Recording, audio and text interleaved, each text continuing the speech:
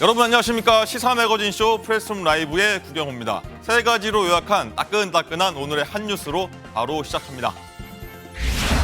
김병수 김포시장이 오늘 오후 오세훈 서울시장을 만나 김포의 서울 편입을 공식 제안할 전망입니다. 신중한 접근을 강조해온 오 시장이 어떤 반응을 내놓을지 관심이 쏠립니다. 오늘부터 내년 6월까지 국내 주식시장에서 공매도가 전면 금지되는데 조금 전 개장한 시장이 어떻게 반응할지 주목됩니다. 탈주범 김길수가 서울 곳곳에서 목격됐지만 행방이 묘연합니다. 경찰과 교정당국은 수도권을 벗어났을 가능성도 배제하지 않고 있습니다. 잠시 뒤 남현희 전청조 씨 얘기 다루는 오후 궁금으로 프레스룸 라이브 돌아옵니다.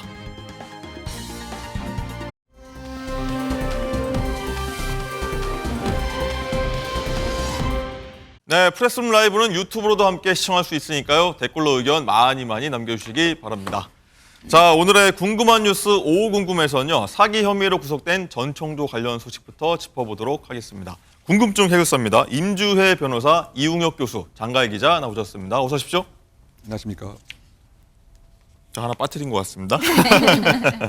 네, 장가희 기자 이 얘기부터 한번 해보겠습니다.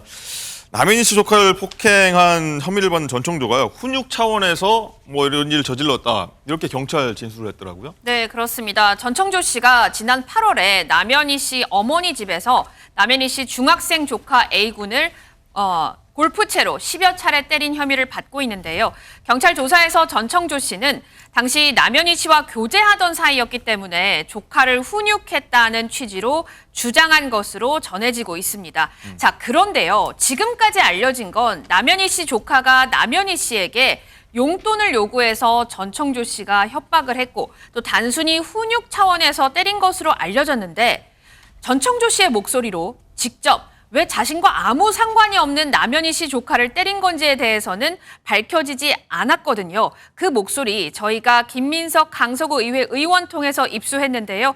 프레스룸이 입수한 전청조 씨가 남현희 씨 조카를 때리게 된 경위 들어보시죠. 조카를 골프채로 16대를 때렸대요. 근데 그게 사실이에요? 그때 당시에 남현희 감독님 있었고 집안에 가족들이 다 있었어요. 그리고 그 아이가 진술한 내용은요. 맞지 않았고 인생 사는 이야기를 해주셨다. 근데 이제 뭐 자기가 음주운전하고 뭐하고 이렇게 잘못을 했잖아요. 그래서 학교에 가서 이제 맞았다. 이게 얘기하면서 이게 자기 엄마한테 들어갔는데 얘는 자기 엄마를 신고를 했어요. 엄마를 신고를 해서 지금 피해 있는 곳이에요. 여기가 할머니네 집이. 그런 상황에서 무면허 운전에 뭐 음주운전에 이런 것들을 했고 이거에 대한 증거도 저는 갖고 있고 사진, 동영상 뭐 이런 거 다 갖고 있고 근데 제가 이걸 굳이 내가 왜 해야 되나? 라는 생각도 좀 가지고 있었고 솔직히 근데 음주운전 이런 건 전혀 말하지 않았잖아요. 근데 그 아이가 경찰에 진술한 건 어찌됐건 맞지 않았고 훈육 훈계 차원이었다. 근데 지금 와서 진술을 번복하겠죠? 자, 이게 무슨 얘기냐면요. 전청조가요. 중학교 2학년 학생에게 훈육 차원에서 어린이 골프채 손잡이 부분으로 폭행했다는 얘기인데 중2 학생이 음주운전 그리고 무면허 운전까지 했다는 이런 얘기까지 합니다. 이거 전청조 씨 주장이고요. 사실 여부는 따져봐야 할 것 같습니다. 자, 이웅혁 교수님. 네. 어쨌든 폭행, 이 협박 강도가 좀 센 것 같아요. 네, 지금 이제 본인은 이른바 그 사회상규에 그 반하지 않는 범위 내에서 훈계의 취지였다. 즉 이른바 그 정당화, 합리화의 구실을 뭐 꾀하는 이런 시도가 아닌가 생각이 드는데요. 근데 저 전체의 내용의 일부는 사실도 있을 테고 또 상당 부분은 거짓이 있는 이런 그 혼합된 내용이 아닌가 일단 추정을 합니다. 네. 그 어떤 측면에서 보게 되면 장소는 아마 그 할머니 집은 사실인 것 같고 그런데 구체적인 내용은 사실상 진실인지에 대해서 의심이 많이 들죠. 네. 왜냐하면 지금 어느 정도의 청소년 비행을 하는 그러한 지금 조카인지는 모르겠지만 중학교 2학년 학생이 음주뿐만이 아니고 운전도 했는데 그것도 음주운전을 한 것이 정말 사실인지 그렇다고 본다면 어떤 차인지 그리고 음주운전에 관한 뭐 적발은 어떻게 된 것인지 네. 아마 이것은 관련 이런 서류를 확인하면 금세 밝혀질 사항임에도 불구하고 예. 본인의 지금 목전에 있는 이슈는 이른바 그 아동 학대죄에 관한 또 다른 처벌에 관한 수위를 낮추고 아니면 아예 처벌 가능성도 이것은 있는 것이 아니다. 사회상규 범위 내에서 잠깐의 약간의 유형력의 행사였다라고 하는 얘기를 하고 싶기 때문에 지금 여러 가지 허위 사실도 함께 섞어서 하는 것이 아닌가 이렇게 개인적으로 분석합니다. 네, 운전 부분은 저 중학교 2학년 했다는 거 좀 믿기지가 않습니다. 어쨌든요. 네, 박상희 교수님. 일단 처음에 경찰 신고가 접수를 했을 때는요. 남현희 씨 조카가 피해 사실을 좀 부인했다가 네. 뭐 전청조 이 사건이 좀 불거지면서 네. 이제 피해 사실 밝힌 겁니다. 이 어린 친구가 뭐 얼마나 무서웠을까? 네. 뭐 얼마나 무서워서 밝히지 않았을까? 이런 생각도 들거든요. 네, 저는 협박 당했다고 봅니다.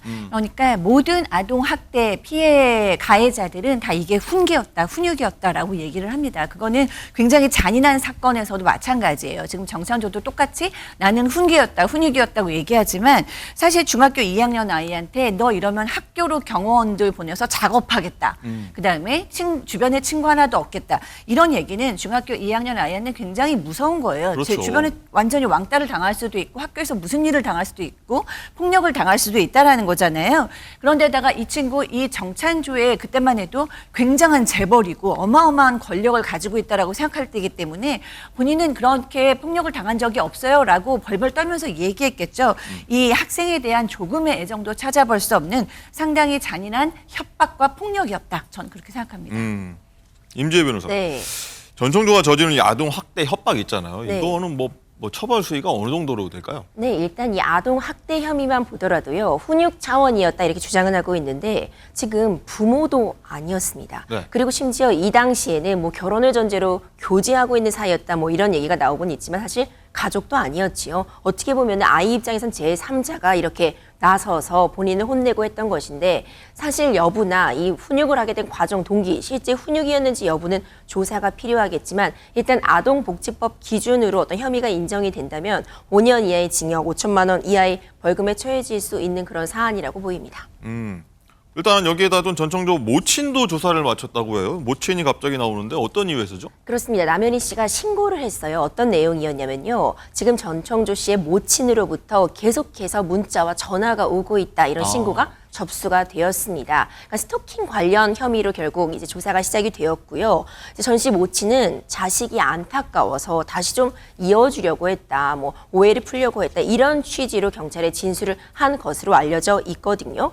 근데 이게 뭐 장기간 이루어졌다기보다는 그러니까 짧은 시간 내에 20차례 정도 전화나 문자를 한 것으로 보입니다. 그러니까 스토킹 범죄로서 스토킹 혐의, 원치 않는데 지속적인 연락을 했다고 처벌까지 이루어지려면 반복성이 인정이 돼야 되는데 뭐 사실 짧은 기간이었다고 해도 그 해악의 고지의 정도라던가 실제로 이제 피해자들이 느끼는 공포심 이런 부분들이 다 감안이 된다면 처벌은 가능하나 이 정도의 사안이라면 이제 가장 큰 처벌이라고 해봐야 벌금형 정도에 그치는 벌금형. 것이 아닐까 이런 생각이 듭니다.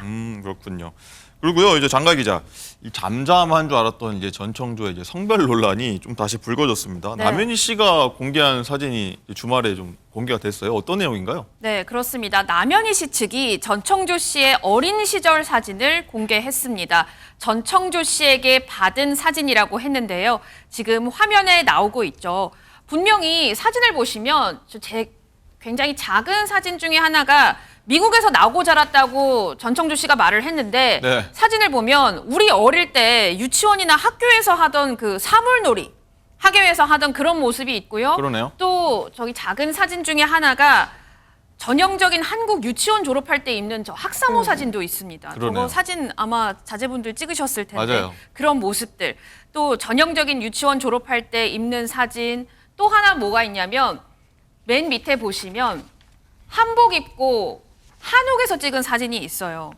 미국에서 자랐다고 했거든요. 네. 저희가 미국은 아마 아닐 겁니다. 어찌됐든 남현희 씨 측 변호인은 남현희 씨가 결혼도 하고 출산도 했는데 40대 여성인데 전청조가 성별로 거짓말을 했다면 그거 몰랐을 리 없다면서 공범 아니냐 이렇게 사람들이 많이 의심을 하고 있다면서 이 의혹을 좀 해소하고 싶어서 전청조 씨에게 받은 사진을 공개한 건데요. 남현희 씨 측에 따르면 전청조 씨는 남현희 씨에게 남성 정체성을 가졌지만 여자의 몸으로 잘못 태어났고 또 이후 고통스러워하다가 남자가 되기 위해 성전환 수술을 받았다고 했다고 들었다. 이렇게 남현희 씨 측에서 주장을 하고 있습니다. 남현희 씨 측에서는 저 사진이 어린 모습이긴 하지만 확실히 여자아이가 아닌 남자아이의 모습을 보고 전청조 씨의 말을 믿을 수밖에 없었고 어려운 수술, 그러니까 성전환 수술을 받았다는 전청조 씨에게 동정심을 가졌다 이렇게 밝혔습니다. 뭐 뉴욕 코리아타운 뭐 이런 사진은 아니겠죠? 네. 어쨌든요, 이제 사진만 보면은 남자 어린이 같아 보이기도 하는데 뭐 어릴 땐 좀 일부러 뭐 다른 성별 옷을 입히기도 하잖아요, 부모님들이. 네. 네. 그렇죠. 저도 저희 아이 어렸을 때 저도 아들이 있는데 아들한테 이렇게 핀도 꽂아보고 치마도 입혀보고 이렇게 하죠, 엄마들은. 근데 지금 이 사진은 약간 그런 걸 넘어섰어요. 보면 정창조 같지만 자세히 보면 또 아닌 것 같아요. 그리고 그 아무리 뭐 여자아이를 남자아이처럼 꾸민다고는 하지만 저 정도로 꾸미는 엄마는 없잖아요. 그래서 이게 어떻게 된 일인지 궁금해서 알아보니까 지금 전청조의 한 가족이 저거 정찬조의 남동생인데 남동생 사진을 어느 날 정찬조가 달라 그래서 주었었다라는 어떤 그 진술을 들었단 말이에요. 네. 그러니까 그것도 저는 이 가족은 정창조가 지금 실형도 받았었고 사기로 남녀를 왔다 갔다 하면서 상당히 지금 유해한 사기를 치고 있는데 이런 사진을 이렇게 주는 것도 사실 좀 온 가족들이 정창조에 대해서 좀 너무 쉽게 생각한 것이 아닌가. 왜냐하면 이 어머니도 나중에 이 남현희 씨가 도대체 어디서 태어난 거냐 물어보니까 네. 엄마 나 어디서 태어났어라고 얘기하니까 뉴욕이라고 얘기하고 그다음에 이제 또 어머니께서 이 심각한 와중에 다시 이 남녀를 연결해주고 싶어서 전화했다라는 얘기도 하고 이런 걸 봤을 때 이 가족들도 지금 이 사안의 중대성을 좀 인식하지 못하고 있는 것 아닌가라는 걱정도 듭니다. 전청조의 남동생이 있는 거 맞나요? 뭐 워낙에 거짓말을 네. 많이 하고 있기 때문에 또 남동생이 아닌 뭐 친척 동생이다, 옆집 네. 동생이다 이럴 수도 있지만 어쨌든 지금으로서는 남동생의 사진이다라고 진술은 들었어요. 그러나 이제 그것도 언제든지 바뀔 수 있는. 왜냐하면 네. 정찬소는 얘기만 하면 다 거짓말이기 때문에. 알겠습니다. 그 유문 교수님. 네. 전청조가 이제 사진을 보낸 배경을 두고서요. 이제 뭐 네티즌들 누리꾼들이 좀 뭐 감동을 일방 막 벌이고 있어요. 네, 그러니까 이제 어떤 면에서 보게 되면 전청조는 타인의 신뢰 획득을 가장 효과적이고 성공적으로 하는 능력 아닌 능력을 갖고 있다는 인정을 해야 되지 않나 이런 생각도 해봅니다. 네. 나쁜 의미의 성적인 것이죠. 네. 이번 사례도 대표적인 그런 것이 아닌가 생각이 되는데요. 지금 이번 사건의 그 중요한 스토리 라인 중에 하나는 저는 이 성 정체성과 관련된 것이라고 생각이 됩니다. 왜냐하면 성 정체성을 얘기를 하면서 무엇인가 동정심도 획득을 하고 또 성 정체성을 이용해서 다양한 사기 방법도 중요한 수단으로서 활용을 했기 때문에 그런 면에서 봤을 때는 지금 이제 이 사진 자체는 어떤 면에서 보게 되면 이 깜빡 속아 넘어갈 수도 있는 만약에 정말 저 사진이 이 전청조 씨 유년 시절의 사진이라고 본다면 네. 외관상 남아처럼 보일 수밖에 없죠. 그래서 저것을 보여줌으로써 이른바 성 정체성의 여러 가지 혼란과 아픔과 혼돈 속에서 나는 이렇게 성장을 해왔고 그것에 대한 일정한 동정심을 꾀하고 그 동정심을 활용을 해서 또 다른 사기의 중요한 환경과 전략을 삼고 뭐 이런 식으로 지금 흘러갔던 것은 아닌가. 그런 면에서 이른바 그 과거에도 유능한 나쁜 의미에서 유능한 겁니다. 그 사기범들의 특성이 소위 양복을 입은 뱀이라고 이렇게 표현하는 그런 표현이 있습니다. 이제 그 얘기는 뭐냐면 겉은 이런 모습인데 속은 사실상 뱀 같은 교활함이 있는 것이죠.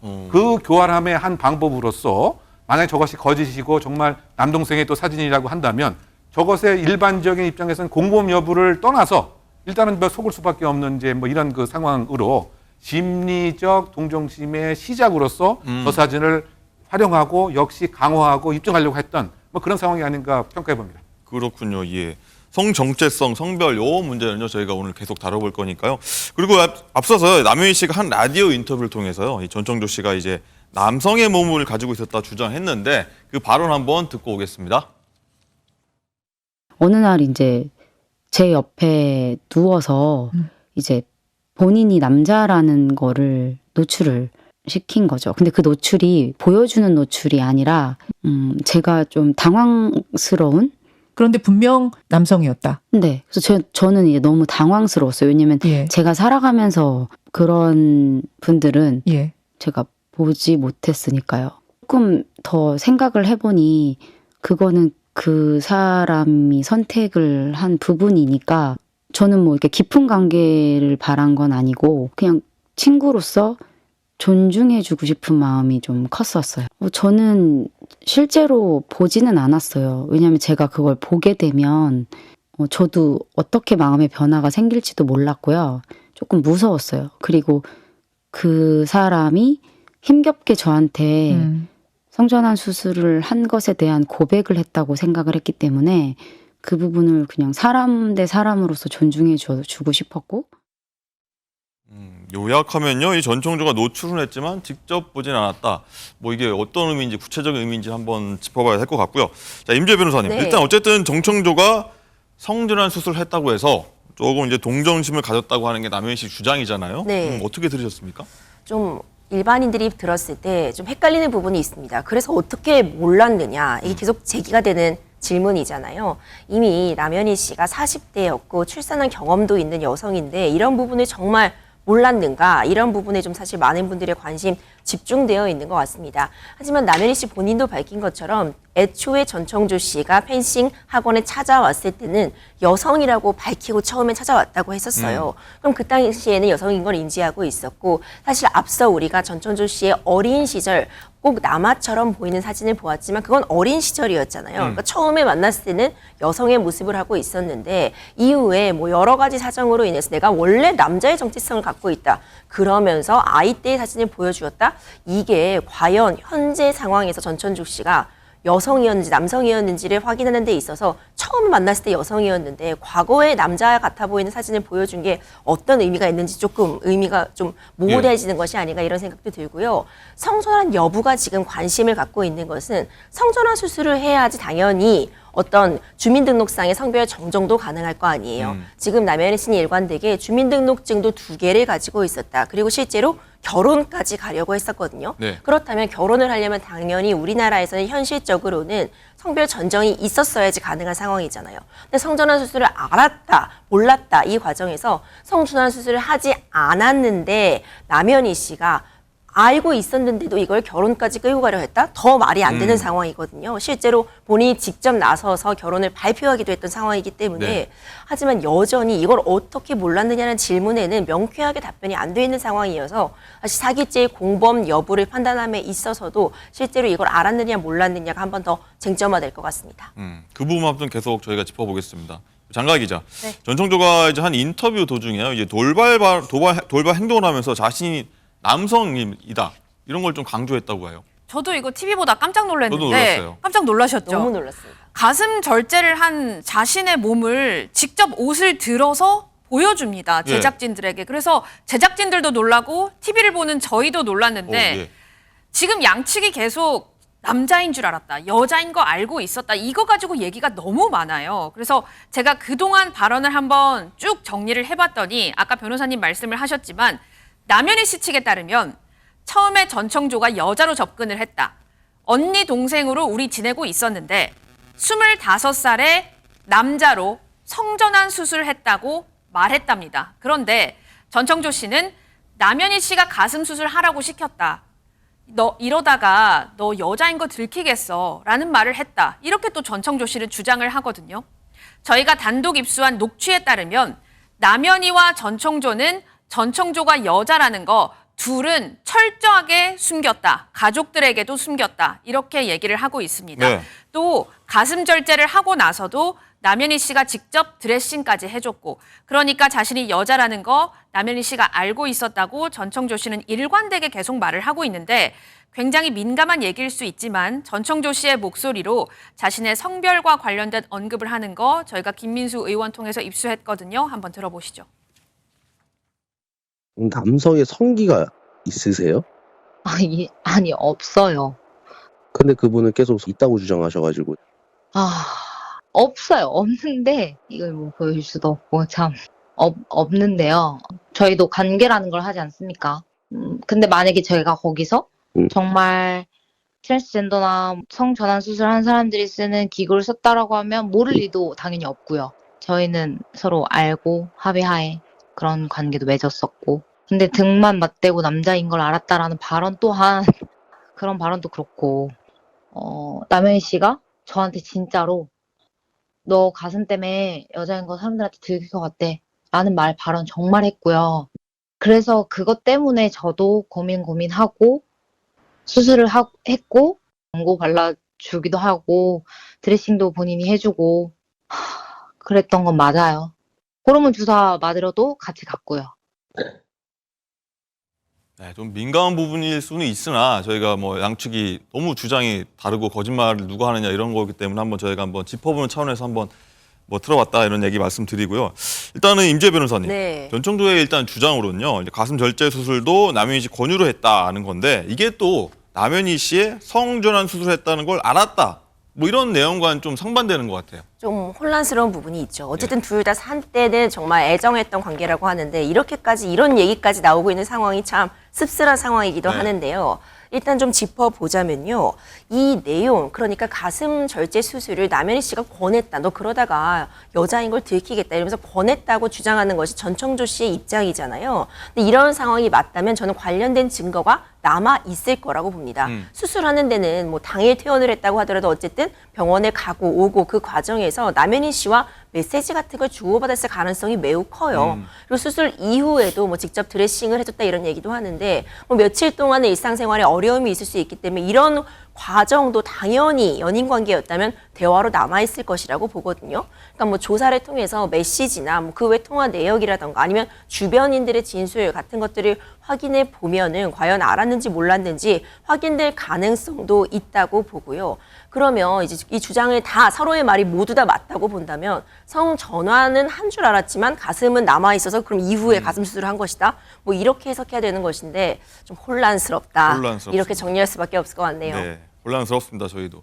이웅혁 교수님, 네. 일단은 뭐 전청조 얘기 들어보면요, 이게 맞는 거 아니야? 이런 생각도 사실 들긴 하거든요. 뭐 진실이 뭔지는 모르겠지만 어떻게 보세요? 결론적으로 보게 되면 이제 저와 같은 진실 여부가 왜 중요한 것인가 그것에 초점을 맞춰야 될 것 같습니다. 만약에 저와 같은 사실들, 뭐 드레싱도 해주고 또 병원도 함께 가고 또 지금 우리가 좀 민망하긴 합니다만 뭐 그런 얘기들이 함께 공유되게 했다고 한다면 이른바 생활 공동체, 경제적 공동체를 넘어서 또 인지적 동맹을 맺었다. 그러면 이것은 공범의 가능성이 상당히 농후한 것은 아닌가라고 하는 그런 하나의 그 근거가 되겠죠. 네. 만약에 그것이 수사 상황에서 정말 필요하다고 한다면 지금 지목되고 있는 해당 병원의 의료 기록지 등을 이른바 압수수색을 통해서 사실상 그 날짜 등을 확보하거나 등의 작업도 사실 가능합니다. 그런데 정말 그런 것인지 아니면 이 또한 무엇인가 책임 공방을 하기 위한 그러한 일상적인 그러한 수준의 대화에 불과한 것인지 네. 그렇다고 본다면 사실상 그 수사의 또 중요한 사항은 이제 아닐 수가 있단 말이죠. 네. 그러니까 요약하게 되면 확인에 대한 의지가 공적인 관심이 있다고 한다면 이것의 시시비비는 분명하게 밝힐 수가 있다. 병원에 대한 의료 기록지가 분명히 있을 테니까요. 예. 저것을 집도했던 의사도 존재할 테니까요. 그래서 과연 저 같은 실익을 이제 찾아야 되니까 저 같은 경우 어떻게 보면 좀 민망한 내용을 저렇게 우리가 보게 되는 과연 실질적 가치가 뭐냐. 그것은 결국은 공범에 대한 판단 여부에 도움이 된다고 한다면 그런 조치도 좀 필요하지 않을까 생각해 봅니다. 알겠습니다. 그리고 여기서 또 궁금한 게 있습니다. 이 남현희 씨 주장대로요, 성전환 수술하면서 고환 이식 그리고 여기에 따른 임신 가능성, 이 부분도 쟁점인데 저희가 그래서 전문가한테 직접 이 얘기 한번 들어봤습니다. 고환이 시술 같은 경우는 원칙적으로 불가능하고 아무 의미가 없는 거예요. 고환이라는 거는 정자 만들고 호르몬 만드는 기관인데 그러니까 원칙적으로도 안 되고 들어본 적도 없고 불가능한 수술이다 생각하시면 될 것 같아요. 전청조가 자기는 호르몬 주사를 맞고 있는 상황이고 가슴 절제는 했다라고 하고 이제 성기 그 수술은 안 했다라고 하면 그 말은 그럼 맞는 말이죠. 그 말이 오히려 맞는 말이죠. 그거는 원래 그 단계적으로 하거든요. 단계적으로. 그러면 성전환을 했다고 임신이 가능한 건 완전히 말이 안 되는 얘기. 말 안 되죠. 성전환 했다고 임신되면 그거는 무슨 신의 영역을 넘어서는 건데 말이 안 불가능한 소리지. 불가능한 소리.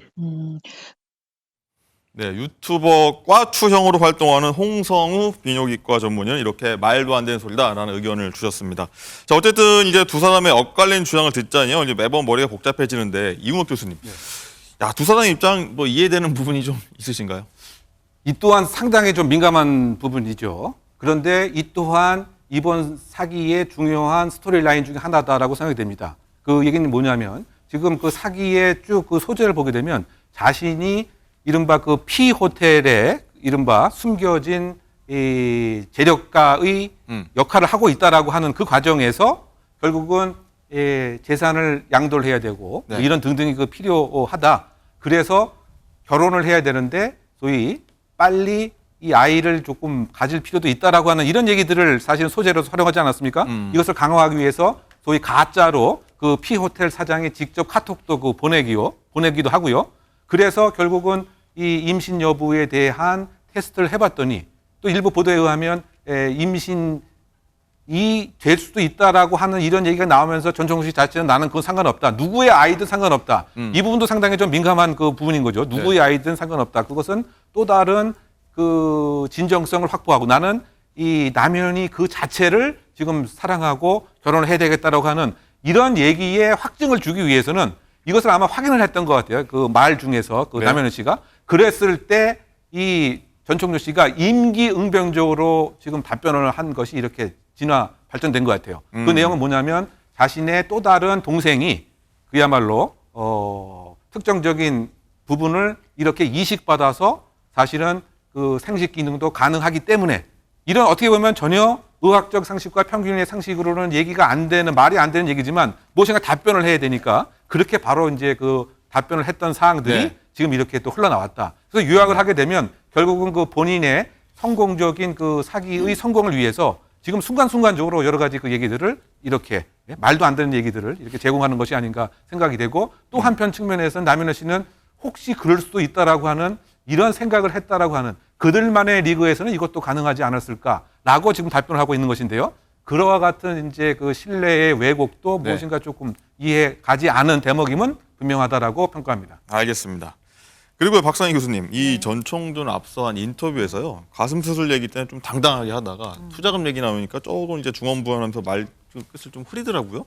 네. 뭔가 좀 찝찝하 이런 태도가 좀 보이더라고요. 그러니까 뭐 가슴 얘기할 때는 이런 거죠. 뭐 내가 속인 게 아니고 남현이도 다 알고 있었다. 그러니까 이제 남현이도 같이 잘못한 거다. 이런 얘기를 하니까 당당했고 또 막 보여주기까지 어쨌든 가슴 수술한 것만큼은 진짜였기 때문에 그 부분에 대해서 이제 당당할 수 있었는데 그다음에 이제 투자금 얘기를 할 때는 말끝이 흐리는 거예요. 뭐 투자금을 받은 건 사실인데 내가 어디 투자하겠다고 구체적으로 얘기한 적도 없고 그냥 불려주겠다고만 얘기했는데 뭐 그게 이게 뭐 이렇게 넘어갔는데 지금 중요한 게 정말 뭡니까? 지금 가장 중요한 이렇게 뭐 투자인 것처럼 얘기하면 안 돼요. 이게 지금 투자가 아니고 사기잖아요. 네. 이것 때문에 지금 피눈물을 흘리고 있는 피해자들이 있다라는 거예요. 19억 원에 지금 15명은 어떻게 해야 될지를 모두 고통 중에 있습니다. 근데 이것을 마치 본인이 정말로 투자금을 받은 것처럼 얘기하면 안 되고 지금 어떻게 보면은 뭐 혼인 빙자라던가 성별 문제 이런 것보다 더 중요한 게 이 투자금에 대한 거예요. 이것이 바로 구속되는 사건이고 범죄 사건이잖아요. 그래서 이 부분에 대해서 지금 뭐 정청조 씨 구속됐으니까 뭐 명명백백하게 밝혀질 것이라고 보지만 이제 더 이상 이제 남녀 뭐 혼인 이런 걸 넘어서도 정말 피해자들을 어떻게 구제할 것인가 그것이 가장 중요한 이슈가 아닐까라는 생각이 듭니다. 그렇죠. 가장 중요한 게 그겁니다. 자, 다른 얘기도 한번 더 해보겠습니다. 임재 변호사, 네. 이제 두 사람이 결혼을 약속한 사이에서 네, 네. 뭐 결혼한 거 아니지 않습니까? 결혼 약속한 사이에서 서로 이렇게 거짓말을 했던 게 뭐 법적으로는 뭐 문제가 있나요? 어떤가요? 앵커님도 아시겠지만 애정 관계로 발전하는 과정에서는 못할 말이 없습니다. 그러니까 고기를 못 먹는 사람이 고기 너무 좋아한다고 얘기할 수도 있고요. 네. 원래는 잘 씻지도 않고 별로 청결에 관심 없는 사람이 나 너무 깨끗한 사람이야. 네. 이런 얘기 할 수는 있어요. 그러니까 어떤 연인 관계에서 단순히 나를 잘 포장하기 위해 이 정도의 거짓말을 했다고 해서 바로 그것이 처벌로 이루어지는 것은 아니고요. 누구나 그런 거짓말 조금씩 할 수도 있겠죠. 그런데 이번 상황은 완전히 다릅니다. 일단 기본적으로 애정관계를 활용해서 사람을 속여서 금전을 탈취하려고 했던 사기 범죄잖아요. 그렇기 때문에 이런 경우에는 사실상 재산적으로 탈취당한 부분, 그러니까 금전적으로 손해본 부분이 있다면은 당연히 사기죄로서 고소하고 처벌도 가능할 수 있는 상황이 될 것이고요. 만약 지금 이번 상황처럼 내가 결혼할 것처럼 속임으로 해서 또 그 외에 뭐 학력이라던가 어린 시절 어디서 태어나고 자랐는지 승마를 공부한 적은 있는 것인지 이런 나의 모든 배경을 속이면서 교제 관계가 연인 관계를 이어간 경우에 당연히 이 피해를 본 상대방 층에서는 어마어마한 정신적인 손해를 볼 수밖에 없잖아요. 그러니까 이 정신적인 손해에 대한 어떤 피해 보상, 금전적인 보상 청구가 충분히 가능할 수 있는 상황이고, 그러니까 별도로 우리가 생각해 보면은 통상적으로 약혼했다가 깨진 경우에 약혼하면서 들어간 비용 같은 것도 있고, 그런 과정에서 일방의 어떤 거짓말이나 어떤 자신의 배경 부풀리기로 인해서 약혼이 깨지는 경우에 정신적인 위자료 청구 인정하고 있거든요. 그런 사안으로 볼 수 있을 것 같습니다. 그럼요. 이런 거 있을 수 있을 것 같아요. 성전환 여부, 성적 정체성 속이고 나서 만약에 결혼하고 실제 뭐 이혼한 사항, 뭐 그런 것도 혹시 있나요? 사실 요즘 결혼을 하고 나서 동성 연인이 발각되는 경우가 좀 종종 있기는 해요. 그러니까 나는 지금 나의 배우자라고 믿고 철석같이 믿고 아이까지 출산한 상계인데, 그러니까 누군가 내 배우자가 바람이 났는데 그 바람난 상대가 배우자의 동성인 거죠. 그러니까 이런 경우에도 사실상 이 상대방 역시도 부정행위로서 어떤 위자료 청구도 가능하고 이혼 사유도 당연히 해당할 수 있거든요. 근데 우리 사안으로 돌아와 보면 지금 애초에 결혼 자체가 불가능한, 네. 결혼까지 갈 수도 없는 상황이었어요. 실제로 혼인신고를 하려고 시도를 만약 했다면은 혼인신고가 되지 않을 상황이었던 거죠.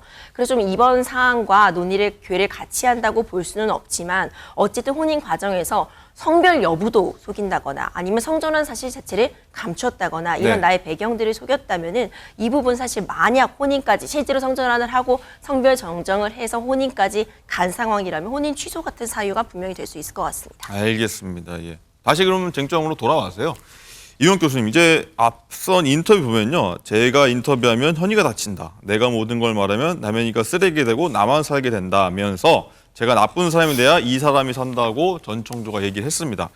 이 발언으로 두 사람이 범행 공모를 했다고 볼 수 있나요? 원래 그 범행 공모라고 하는 것은 이제 그 마음속에 이렇게 이심동심 그 합체인데, 그것을 객관적으로 인정할 수 있는 객관적 지표를 뭘 밝혀야 사실은 이 이른바 공범의 혐의를 우리가 입증할 수 있다. 네. 이렇게 얘기하는데, 그냥 말만으로는 사실상 이게 아무런 뭐 설득력과 가치는 없는 거죠. 다만 지금 이와 같은 진술을 통해서 우리가 그 파악할 수 있는 것은 이른바 그 범죄자들이 일정한 범행 이후에 이른바 중화기법을 활용합니다. 이 중화기법이라고 하는 것은 뭐냐면 네. 본인이 그렇게 나쁜 사람이 아니다. 그리고 나름대로의 그 자긍심을 계속 그 유지하려고 하고 무엇인가 그 합리화를 꾀하려고 하는 이제 이러한 행동들을 하는데, 지금 발언은 이제 그런 일환이 아닌가 이런 생각이 듭니다. 나는 아직까지 영향력을 그 행사할 수도 있고 또 그 남현희 씨를 위해서 무엇인가 일을 했기 때문에 나만 그렇게 비난 가능성이 높은 것으로 그 이렇게 치부받는 것은 나는 바라지 않는다. 네. 그러한 이른바 그 중화기법의 한 부분으로 이해를 하고 분석을 할 필요가 있지 않나 생각됩니다. 네. 그리고요, 이제 장가 기자. 이제 범죄 심리로 유명한 이수정 교수는요, 남현희 씨가 전 청조의 사기 행각을 몰랐다고 주장하는 게 미필적 고의로 보일 만한 정황이 있다. 이렇게 분석을 하더라고요. 그렇습니다. 이수정 경기대 범죄심리학 교수가 뭐라 그랬냐면, 이 나이가 남현희 씨가 42이나 된 사람이 꼭 고의는 아니어도 공범은 아니더라도 전청조의 사기 행각이 좀 큰 틀에서 봤을 때 돈이 남현희 씨 통장으로 들락날락하고, 그렇다면 좀 미필적 고의라는 게 인정될 수 있지 않나, 이렇게 분석을 했습니다. 그렇죠. 일단 박상희 교수님, 남현희 씨가요 또 일단 전 청조한테 받은 이제 벤틀리며 뭐 명품 선물들 경찰한테 일단 제출했지 않습니까? 네. 공모 의혹을 부인하면서 이런 귀중품에 대한 소유권 포기 의견서 이거 함께 제출한 거잖아요. 그렇죠. 지금 남현희 씨는 너무 많이 불안할 거예요. 왜냐하면 전창조가 지금 구속된 상황에서 대중들이나 언론은 남현희 씨한테 더 초점을 맞출 수밖에 없습니다. 이 사건으로 인해서 과연 누가 가장 이득을 보았느냐, 금전적 이득을 보았느냐가 사실 가장 중요한 질문 중에 하나인데, 금전적 이득은 남현희 씨가 본 게 맞잖아요. 벤틀리도 그렇고 생활비도 그렇고 뭐 고급 펜싱 컨설팅을 뭐 받은 비용도 다 그 남현희 씨한테로 들어갔다라고 얘기하기 때문에 결국 남현희 씨 공범 아니냐, 경제 공동체 아니냐, 이런 질문이 많은 상황이에요. 지금 남현희 씨가 해야 할 일은 난 아니다, 나는 완벽하게 피해자다, 나도 정말 속았다라는 입장을 주장을 해야 되는데, 많은 사람들이 이렇게 얘기를 하는 거죠. 그러면 그 비싼 벤틀리 몇 억이나 되는 벤틀리나 고가의 그런 물건들 팔아서라도 피해자 구제해라, 뭐 이런 얘기들이 나오죠. 여러 가지 이유로 뭐 법적인 이유로 이거를 못 해왔다라고 주장을 했지만 이젠 더 이상 안 되겠다라고 판단을 했을 거고요. 그래서 지금 뭐 벤틀리도 그렇고 귀중품도 그렇고 다 가져가 달라라고 요구를 하고 소유권 포기 의견서도 같이 제출했다고 생각합니다. 마지막으로요, 이제 윤욱 교수님. 네. 남현희 씨 이제 공범 아니다 이렇게 선긋기라는 행동으로 설명해 주셨는데 방죽제 처벌 가능성도 있어 보이나요? 뭐 어떤가요? 그 부분이 이제 객관적 지표를 이제 찾아야 되는 것이 수사기관의 몫이 아닌가 그 생각이 됩니다. 정말 이 일련의 과정을 알았던 것인지, 알았다면 언제 그 알았던 그 것인지, 방조라고 하는 것은 행위 자체를 용이하게 하고 수월하게 성공할 수 있는 일련의 그 행위들이기 때문에 그와 같은 그 사기의 기망의 의사도 이미 알았고 또 사기를 해도 사실은 나는 별로 신경을 이제 안 쓴다라고 하는 이런 이제 지표들을 얼마큼 이제 확인하느냐 이런 부분이 좀 문제가 될 것 같고요. 더 중요한 것은 또 한편을 봐서는 이제 그 전천조 씨의 그 경호원들 같은 경우는 오히려 방조죄 혐의의 처벌 가능성이 높지 않았을까라고 하는 생각이 드는 거죠. 왜냐하면 이 어떻게 이 500만 원 일당을 이렇게 받을 수 있는 것인지 범죄 관련성이 있다. 그래서 이를테면 보이스피싱 같은 경우에도 처음에는 아르바이트를 했다가 나중에 아는 순간 방조죄로 처벌되는 경우도 있기 때문에 이런 것을 참고할 필요가 있지 않나 생각합니다.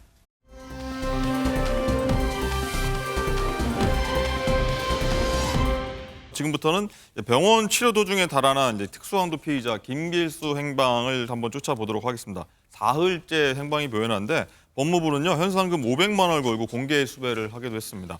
장갈 기자, 이제 김길수가 서울 시내를 뭐 이렇게 활보한다고 할까요? 도망다니는 그런 모습이 포착됐어요? 그렇습니다. 토요일 새벽 6시 20분에 안양병원에서 도망을 갔잖아요. 그 후에 의정부 찍고 양주까지 이동을 했는데 여기서 양주에서 동생을 만나고요. 또 한 미용실에서 머리 스타일까지 바꿨다고 합니다. 이후 창동역으로 내려옵니다.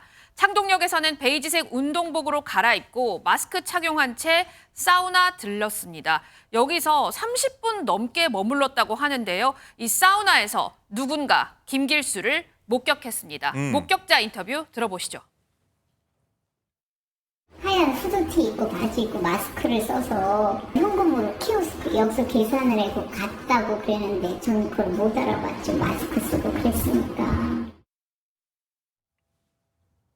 그런데요, 여기서 끝이 아니고요. 이후 당고개역 인근 분식점에 들렀는데 여기서 국수를 먹고 갔는데 사람들에 의하면 깨작깨작 하면서 눈치를 보더라. 이런 목격자의 목소리가 나왔습니다. 또 음식값은 현금으로 식탁에다가 두고 갔다고 합니다. 그런데 아직 끝난 게 아니고요.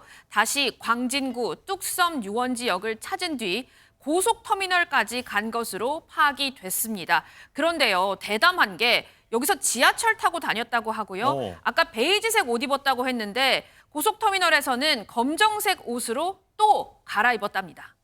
이 안 잡히려고 치밀한 모습을 좀 보이고 있는 것 같은데 박상희 교수님은 이게 도주를 도운 지인도 모습이 포착이 됐어요. 네, 그렇습니다. 김 씨의 도주를 도운 30대 여성이 있어요. 이 30대 여성은 이 김 씨가 전화를 이제 하니까 그 전화를 받은 후에 의정부까지 왔을 때 택시비를 주고 그다음에 또 10만 원도 줬습니다. 이렇게 도와준 이유가 도대체 무엇인지 지금 김 씨의 행방을 알고 있는지 연락을 되는 건지에 대해서 경찰이 조사를 하고 있어요.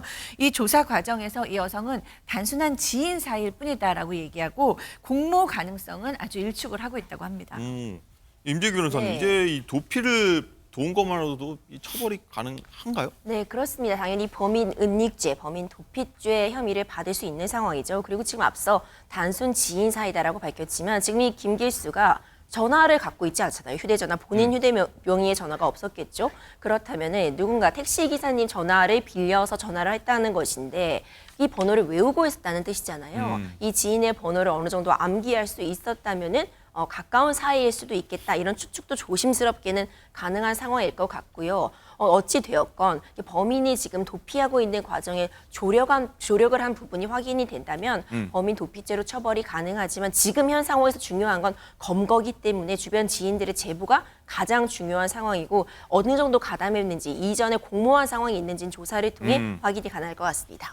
그리고 이제 김길수가 어떻게 좀 교도관의 눈을 피해서 이제 탈주했는지 이게 좀 엽기적이지 않습니까? 탈주 방법 좀 소개 좀 해주시죠. 네, 탈주 방법이 굉장히 놀랐습니다. 그러니까 일단 도주하려는 마음을 강하게 먹고 있었던 것 같아요. 체포되자마자 바로 다음 날 숟가락 뒷부분을 스스로 삼켰다고 해요. 숟가락 뒷부분을 삼켰다고요? 네, 근데 저는 여기서 좀 안타까운 부분이 이게 지금 누가 봐도 꾀병을 만들려고 일부러 어떤 다른 무엇인가 탈주를 하든 뭔가 병원에 나가서 편히 지내든 뭔가 다른 행동을 하려고 했다는 게 예측이 됐던 상황이잖아요. 그래서 이제 이감된 이후에 복통을 계속 호소하는 겁니다. 나 배가 너무 아프다. 그러니까 당연히 교도소 측에서는 당연히 외부로 나와서 병원에서 진료를 받게 해줄 수밖에 없었던 네. 상황이었던 거죠. 이런 일련의 과정을 보자면 사실 도망치려고 했던 의사가 굉장히 확고했던 사람이라고 볼 수 있을 것 같거든요. 네. 그럼에도 불구하고 이제 병원으로 옮겨진 이후에 뭐 세수를 하겠다고 하니까 한쪽 손을 이제 수갑을 풀어줬던 것 같은데 좀 더 타이트하게 관리했어야 되는 게 아닌가. 이 사람은 애초에 처음부터 이렇게 이상 행동을 하고 일부러 복통을 유발해서 병원으로 이송되고 이 과정에서 탈주를 시도하려고 했던 것이 좀 더 확인이 가능했던 징후들이 좀 있지 않았나. 이런 부분은 좀 아쉬움으로 남습니다. 네, 여기서 이제 교정당국의 감시가 좀 허술한 거 아니냐, 뭐 교정당국이 김 씨의 도주를 늦게 신 거 아니냐 이런 좀 논란이 있고요. 자, 장가희 기자, 일단 김길수가 이제 빨리 검거돼야 한 이유가 하나가 더 있지 않습니까? 뭐 이 과거 성범죄 전과까지 있다는 거예요. 그렇습니다. 2011년에 징역 6년을 선고받았는데요. 서울 송파구에서 인터넷 채팅으로 만난 20대 여성을 흉기로 위협해서 30만 원 강제로 뺏고 2차례 강간했습니다. 김길수는 신상정보 공개, 고지 명령도 7년 함께 선고받은 상태라서요. 인터넷에 성범죄자 알림이 사이트에 들어가 보면 김길수의 나이, 얼굴, 주소까지 모두 공개가 되어 있습니다. 그렇군요. 자, 유영 교수님. 애초에 좀 이런 일이 발생하지 않는 게 제일 중요했잖아요.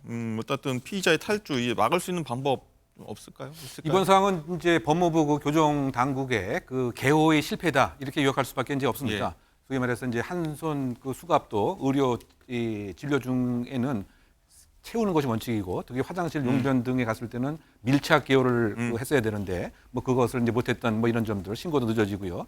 그리고 앞으로 이제 더 그 중요한 것은 철저한 개호뿐만이 아니고 이 그 도주자가 상당히 그 위험한 상황이 지금까지 했기 때문에 나중에 제2차, 3차 범죄를 저지를 가능성 상당 부분 있죠. 도주 자금이 그 떨어지게 되면. 그렇죠. 그래서 그것을 막기 위해서 지금 이 관계 당국에서도 저와 같은 그 제보지를 이렇게 보낼 때 여러 가지 유형을 사용을 해서 모자를 쓴 형태, 머리를 깎은 형태, 옷도 여러 가지 형태를 이렇게 보여줌으로써 그 시민들의 그 적극적인 그 제보를 빨리 통제할 필요가 있고요. 어쨌든 신속하게 그 검거하는 것이 지금 급선무다라고 요약을 할 수가 있을 것 같습니다. 알겠습니다. 이 경찰과 교정당국이 빨리 잡아야겠고요. 시민들의 적극 제보도 필요할 것 같습니다. 오늘 말씀 모두 감사드립니다.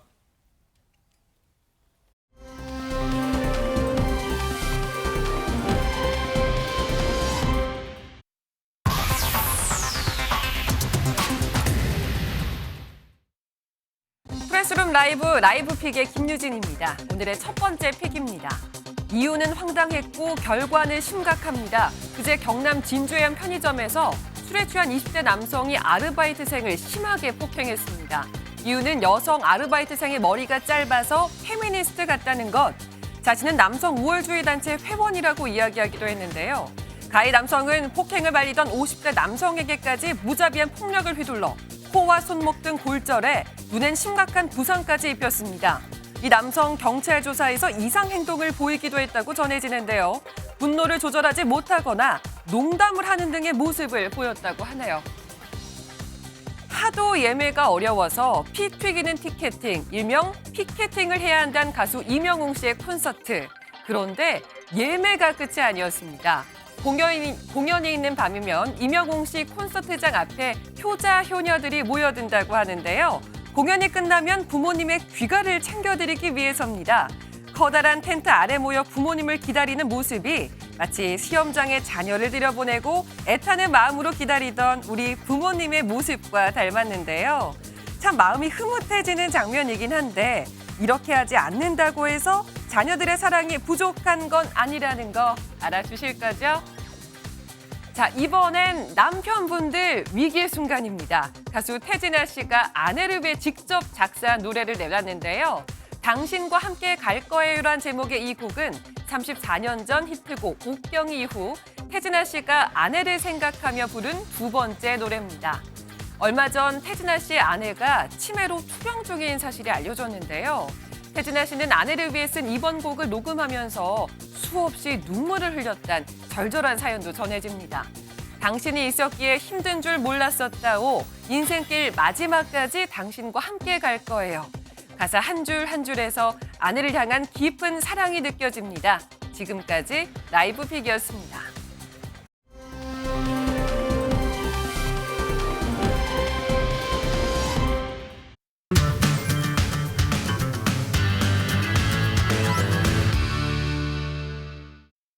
네, 정치권의 핫한 이슈를 모아모은 이슈집 프레스룸 라이브의 뉴스 핵심 관계자 두 분 나오셨습니다. 어서 오십시오. 네, 안녕하세요. 안녕하세요. 주말이었습니다. 이뇨한 국민의힘 혁신위원장이 이준석 전 대표의 부산 강연을 찾아갔었는데 거기서 섭섭한 일이 있었다고 합니다. 그래서 저희가 주제를 섭섭했다로 정해봤는데 우선 그 현장 모습부터 보고 오겠습니다. They are singing the songs of angry men here. And if you listen to them, then all the answers are in there. By the way, Mr. Linton, am I the patient here? Am I the patient here? Are you here as a doctor? Yeah, I gotta say this, the real patient is in Seoul. 우선 제가 의사인데 환자는 제가 더 잘 알죠. 네. 그 중간에 제가 그랬어요. 또 긍정적으로 하려고. 네. 아유, 영어를 저보다 더 잘하시네요. 근데 네. 조금 섭했어요, 그거는. 네. 그 신당 발표하는 날까지 안으려고 노력할 겁니다. 네. 끝까지. 네. 기차 타고 올라오면서 그냥 끙끙 앓았어요. 저 양반도 조금 마음 좀 어떻게 푸는 방법이. 내가 이번에는 실패했는데 또 만나서 또 풀어야 되겠구나. 네. 정관계 대변인. 이준석 전 대표는 이제 한국 사람인 이뇨한 위원장한테 영어로 얘기하고 또 이뇨한 위원장은 나 한국인인데 왜 나한테 영어로 얘기해? 좀 여기서 섭섭한 부분이 있었던 것 같아요. 어떻게 보셨어요? 저 장면 뭐 마음 편하게 본 분들은 이준석 전 대표를 지지하는 몇 분을 제외하고는 상당히 다 불편한 마음 가지셨을 거라고 생각합니다. 이뇨한 위원장이 혁신위원장 맡은 후에 한 2번 정도 이렇게 섭섭하다는 뜻을 전했는데 지난번에 이태원 추모 대회에 참석하면서 자리를 이석할 때 정확한 워딩이 이겁니다. 한국 X도 아닌 XX가 뭐 이렇게 자신에 대해서 홀대하는 대우를 받았었는데 이때 상당히 섭섭했다고 하고요. 이준석 전 대표가 자신에게 영어로 얘기했을 때 섭섭하다고 했잖아요. 역지사지의 마음으로 봤을 때 제가 이뇨한 위원장 자리에 있었다고 하더라도 제가 이방인인 자격인데 그 자리에 있었다고 하더라도 한국말 다 할 줄 아는데 영어로 굳이 했다면 굉장히 불편했을 것 같고요. 그럼에도 불구하고 이뇨한 위원장이 굉장히 인격적으로 성숙한 모습을 보여줬다고 생각합니다. 끝까지 이준석 전 대표를 포용하고 함께 하겠다는 뜻을 전했으니까요. 이준석 전 대표가 가진 마음의 상처, 분노 있겠지만 전향적으로 다시 한번 좀 생각해 줄 것을 간곡히 전해드리고 싶습니다. 서영주 부대변인은 이준석 대표가 왜 영어로 쓴소리를 했다고 보세요? 그러니까 좀 제대로 된 말을 해달라는 것이에요. 다 비유지요. 그러니까 모든 것에 대해서는 판단이 있었을 거라고 보고 그러니까 대사면이라는 부분들. 그러니까 이준석 전 대표는 거기서부터 첫 단추가 꼬였다고 생각하는 겁니다. 그러니까 본인에게 의사를 물어보지도 않고 무슨 적선하듯이 사면을 해준다. 거기부터 이뇨한 위원장의 출발점은 틀렸다. 그다음에 지금 현재 국민의힘의 혁신을 한다고 하는데 방향이 용산에 있다 그 얘기를 하는 거예요. 왜 진단을 잘못했냐. 여기 와서 나 만날 시간에 그거부터 변하는 모습을 보이고 나서 이야기를 해라. 그러니까 지금 모든 것들이 제대로 된 언어가 전달이 안 되고 있다라는 측면에서 저는 비유적으로 영어를 썼다고 봅니다. 이걸 가지고 뭐 인종차별이나 어쩌냐 하는 것들은 본질이 전혀 이제 본말이 전도된 상황이고요. 결국에는 이준석 전 대표는 당이 바뀌지 않는 이상 이뇨한 위원장을 만날 이유가 없다라는 뜻을 분명히 한 것이고 풀 수 있는 방법은 있어요. 섭섭해하실 필요 없어요. 이뇨한 위원장은요. 딱 한 가지가 있습니다. 이준석 전 대표와 관계를 풀 수 있는 건 윤석열 대통령이요. 이준석 전 대표 만나자고 하면 됩니다. 그러면 한 방에 해결돼요. 근데 그럴 리가 만무하지요. 정관계 대변인은 여기 서영주 대변인 말씀 어떻게 들으셨습니까? 윤 대통령을 직접 만나야 된다 뭐 이런 얘기? 이뇨한 위원장이 몇 번 얘기했죠. 대통령과의 관계 설정에서 자기가 관여할 수 있는 부분은 아닌 것 같다라고 겸양의 뜻을 밝혔는데 사실 이준석 전 대표가 가진 윤석열 대통령에 대한 반감이나 분노 이런 것들 당연히 이해하실 수 있을 거라고 생각합니다. 많은 분들이. 그럼에도 불구하고 어느 정도의 선을 지켜야 하는데 이준석 전 대표의 지금 행보가 우리 모든 사람들이 이렇게 수긍하고 이해할 수 있을 정도의 선을 지키고 있느냐라는 부분에 대해서는 의문을 제기하는 목소리가 많고요. 사실 영어로 얘기했을 때 전 많은 분들이 이런 기시감을 가졌었을 것 같아요. 가정에서 네. 이준석 전 대표는 이 비유 좋아하지 않을 것도 같습니다. 중학교 2학년 딸 아이가 아빠한테 혼나고 문 걸어 담그고 야, 문 좀 걸고 대화하자라고 했을 때 문 안 열고 그냥 꿍하게 앉아 있으면 이런 그 부모 마음 굉장히 안쓰럽잖아요. 네. 물론 이준석 전 대표가 딱 그거와 맞는 상황이라고 생각하지는 않습니다만 그런 느낌을 가진 분들이 많았을 거라는 생각은 해봅니다. 성주 대변인, 일단은 뭐 이 전 대표가요, 이제 2년장을 이제 끝까지 끌어안겠다, 이준석 전 대표를 끝까지 끌어안겠다고 하는데 이준석 전 대표는 이제 신당 창당 가능성 계속 내비치고 있지 않습니까? 뭐 진보 정당도 만나고 민주당 비명계도 만나고 있다 이런 얘기까지 하더라고요. 네. 일단 보시면 이준석 전 대표는 애당심은 있어요. 말하자면 보수에 대한 어떤 기본적인 가치를 버린 게 아니죠. 근데 애윤심이 없는 이유로 쫓겨났잖아요. 그러니까 지금 국민의힘에 남아있는 사람 친윤이라고 하고 윤핵관이라고도 하고요. 그거를 보통 애윤심, 윤석열 대통령에 대한 애정도에 따라서 남아있고 쫓김을 당하고 이런 상황이란 말입니다. 이게 바뀌지 않는 이상은 이준석 전 대표는 더 이상 여기에 국민의힘의 미래를 볼 수 없다. 이 얘기를 계속 반복적으로 하는 거예요. 그런데 말하자면 이준석 혁신위원장의 한계는 그거다라는 거를 계속 얘기하는 겁니다. 영어로도 얘기하고 태도로도 얘기하고 만나지도 않는 이유는 그러면 뭐를 해야 되냐. 진단을 제대로 해라 하는데 이준석 혁신위원장 어제 MBN에 와서 얘기를 했잖아요. 네. 내가 의사인데 내가 환자를 더 잘한다. 그러니까 이준석 위원장도 그거는 인정할 수 없다는 겁니다. 윤석열 대통령이라는 그 부분에 대해서는 혁신의 대상에 포함될 수 없고 강서구청 선거에 대한 패배 요인으로 절대 용산을 인정할 수 없다라고 하는 차원이면 솔직히 행위가 계속해서 신당 창당 전에 안 한다 하더라도 가능하겠어요? 본질적인 문제가 바뀌지 않는 이상 저는 그런 부분에서는 이준석 혁신위원장과 이준석 전 대표의 관계 결국에는 신당 창당의 어떤 물꼬를 막을 수는 없을 것이다라는 생각을 가지고 있습니다. 네, 말씀하시죠. 근데 그 윤석열 대통령도 지금 변화하고 있는 과정이라고 보시지 않을까요? 많은 분들이 강서구청장 보궐선거 이후에 윤석열 대통령 뭐 해외 순방 다녀온 일정을 제외하고는 대부분 민생 경제 활동을 하고 있고요. 또 국민은 늘 무조건 옳다라고 얘기하면서 강서구청장 선거에서 나온 준엄한 민심의 평가를 깊이 새기고 있습니다. 그런 변화의 과정에 있는데 많은 분들이 뭐 물컵에 반 정도만 차 있으면 어떤 사람은 반밖에 없다고 하고 어떤 사람은 반이나 남았다고 생각하는 거잖아요. 그런 측면에서 윤석열 대통령의 변화도 이해해 주시면 좋을 것 같다는 생각을 해봅니다. 아니 윤석열 대통령이 변했다고 하는데 1년 7개월 동안 왜 우리가 대통령의 변화를 봐야 돼요? 대통령은 정말 완성돼서 준비돼서 국민들을 정말 잘 살게끔 해서 걱정 없이 해야 되는데 국민이 지금 1년 7개월 동안 대통령을 걱정하고 있습니다. 그리고 국민이 늘 옳다. 강서구청 참패 이후에. 그런데 뭐가 바뀌었어요? 갔다 오셔서 이태원 참사 일주기 참석 안 하셨잖아요. 국민들은 참석하라고 요구하고 있습니다. 늘 오르면 가야죠. 두 번째, 홍범도 장군 흉상 이전. 그 부분에 대해서 국민들은 반대 여론이 높아요. 그러면 당장 그거 처리하셔야죠. 아무것도 안 하고 있어요. 단지 민생 챙기겠다고 시장 가고 누구 만난다고 해서 민생이 바뀝니까? 그거는 말하자면 정치적인 쇼만 바뀐 거예요. 저는 그런 좀 비판을 할 수밖에 없습니다. 알겠습니다. 예, 뭐 이 전 대표가 구체적으로 뭐 12월 27일 뭐 이날을 뭐 결단 D-Day로 삼았다고 하는데 그렇게 실행에 옮기실 거라 보십니까? 많은 분들이 그렇게 예상하고 있는 것 같고요. 저 역시 이준석 전 대표는 이제 아쉽지만 국민의힘을 떠날 생각을 거의 굳힌 상태가 아닌가라고 생각합니다. 12월 27일이 12년 전 2012년인데요. 11년? 그때 예. 비상대책위원회의 비상대책위원으로 임명되면서 박근혜 비상대책위원회에 합류하면서 2012년 총선을 치르기도 했었는데 자기가 그렇게 얘기를 했죠. 12일 갑자가 지났다. 그러면서 자신의 정치적인 행보에 대해서 중대한 결심을 하기 전에 만나는 또 뭐 김종인 위원장도 만났다 이렇게 얘기를 하고 있는데 저는 이준석 전 대표가 자신의 등원 가능성 그러니까 다음 국회에 입성하기 위한 가장 최적의 이 방안을 찾고 있는데 그게 비례정당 신당을 찾는 게 아닌가라고 생각을 하고 있어요. 계속해서 말씀드리지만 우리 정당은 이준석 전 대표와 함께 하고 싶습니다. 네. 그러나 이준석 전 대표의 뭐 시간표대로 자신은 움직일 수밖에 없다고 보고 있습니다. 알겠습니다. 네.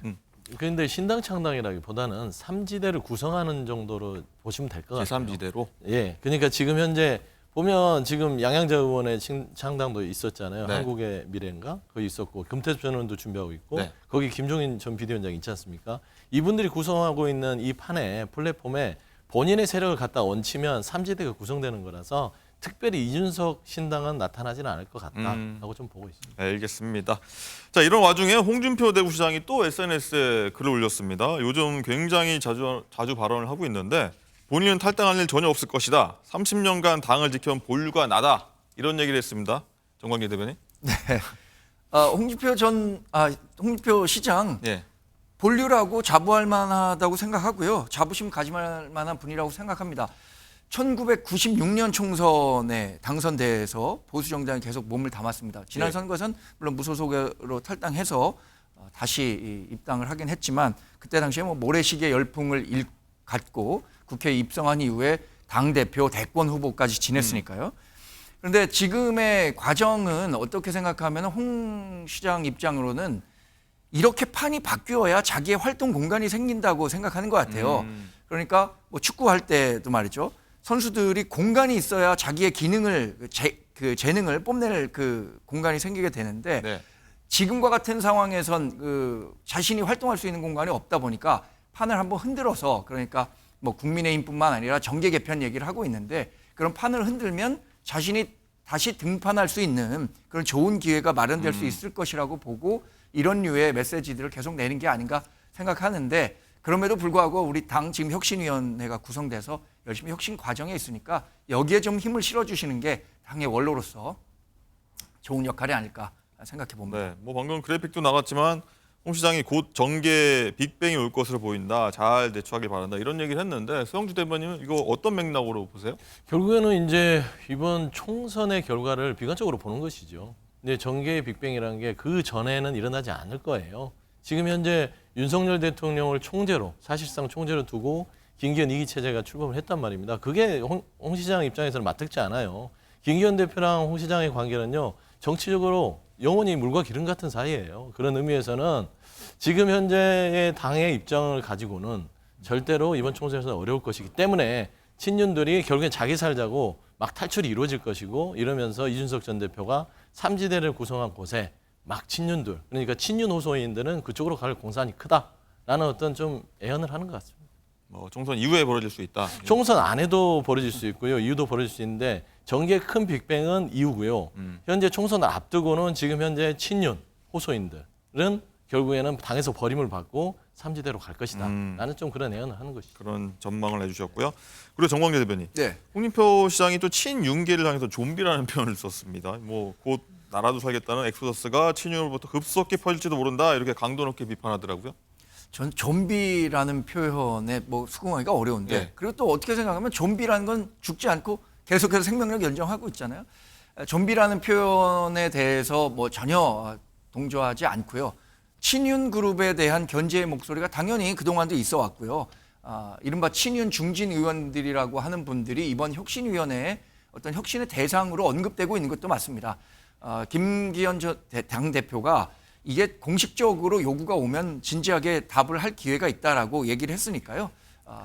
그 답이 나올 때까지 좀 기다려주시는 인내심을 좀 가지셨으면 좋겠습니다. 알겠습니다. 오늘 뭐 하신 말씀 많은데 오늘 여기까지 듣도록 하겠습니다. 고맙습니다. 네.